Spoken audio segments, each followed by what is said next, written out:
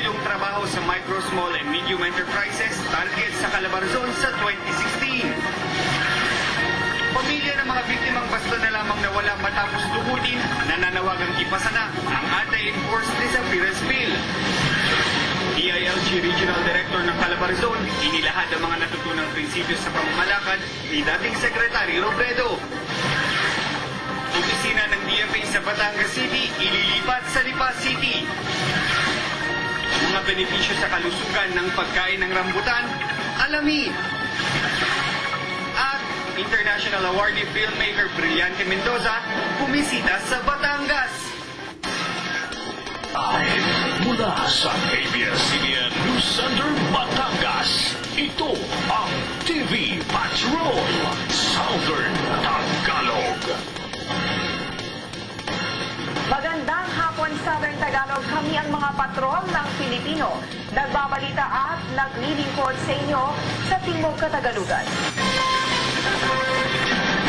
Sa pagpanaw na DILG Secretary Jesse Robredo, naglabasan ng mga mabubuting naiambag nito para sa bansa.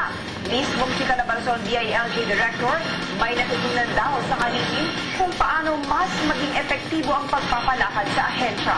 Nagpapatrol, Ernie Manio. Mula Naga City sa libing ng nasirang DILG Secretary Jesse Robredo, dumiretso sa Tagaytay City si Calabarzon DILG Regional Director Josephine Go para sa First Micro, Small and Medium Enterprise ng DTI. Natutunan daw ni Go kay Robredo na huwag palampasin ang mga mahalagang pagtitipon tulad nito para mas mapalapit sa mga tao. Bago pa may talaga bilang Secretary si Robredo, matagal na silang magkakilala ni Go. Nang alkalde pa si Robredo at DILG Director naman ng Bicol si Go. Nakita raw ni Go kung paano pahalagahan ni Robredo ang mga mahihirap, partikular ang mga squatter.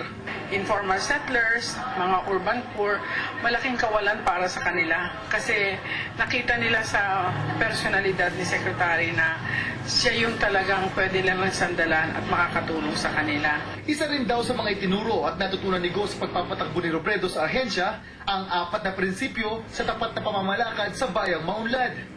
Kabilang dito ang performance, accountability, responsiveness at transparency. Yung programa na inintroduce na sa department, yung tinatawag na full disclosure policy, kailangan maging bukas ka, mag-uulat ka sa mga constituent kung ano yung mga ginagawa mo at kung paano mo ginagastos ang pera ng pamahalang lokal. Bagamat wala pang pangalang lumalabas na tiyak na papalit sa iniwang pwesto ni Robredo, paniwala ni Go na sa loob lamang ng Partido Liberal magmumula ang susunod na kalihim.